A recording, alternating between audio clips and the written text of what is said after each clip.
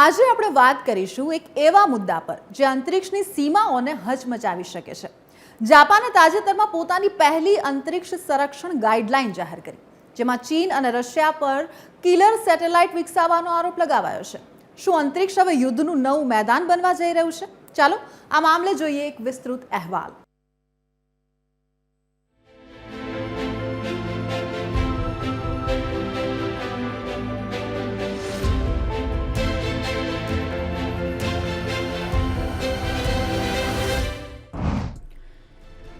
જાપાનની ચેતવણી જાહેર. જાપાનનો ચીન અને રશિયા પર આરોપ. કિલર સેટેલાઇટ વિકસાવવાનો આરોપ. જાપાન સંરક્ષણ ક્ષમતા વધારવા માંગે છે. અંતરિક્ષ હવે લશ્કરી સંઘર્ષનું કેન્દ્ર બની શકે. જાપાને 28 જુલાઈએ પોતાની અંતરિક્ષ સંરક્ષણ ગાઈડલાઈન જાહેર કરી, જેમાં કહેવાયું છે કે ચીન અને રશિયા કિલર સેટેલાઇટ વિકસાવી રહ્યા છે.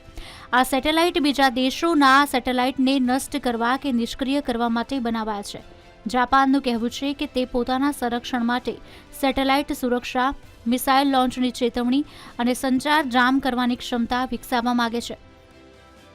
ચીને જાપાનના આ દાવાને પાયાવિહોણો ગણાવીને નકાર્યું છે.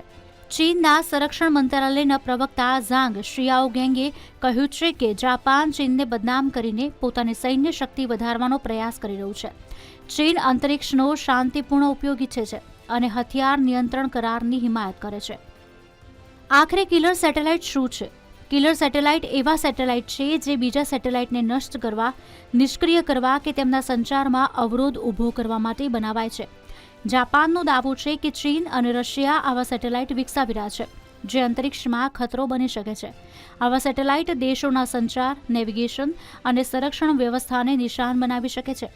જાપાનની ચેતવણી અને ચીનના જવાબથી અંતરિક્ષમાં નવી હથિયારોની દોડનો ખતરો વધ્યો છે. ભારત જેવા દેશો જે અંતરિક્ષમાં મજબૂત ખેલાડી છે, તેમણે પણ આ મામલે સાવધ રહેવું પડશે. શું અંતરિક્ષ ખરેખર યુદ્ધનું નવું મેદાન બનશે? આ સવાલનો જવાબ આવનારો સમય જ આપશે. Bureau report, TV13 Gujarati.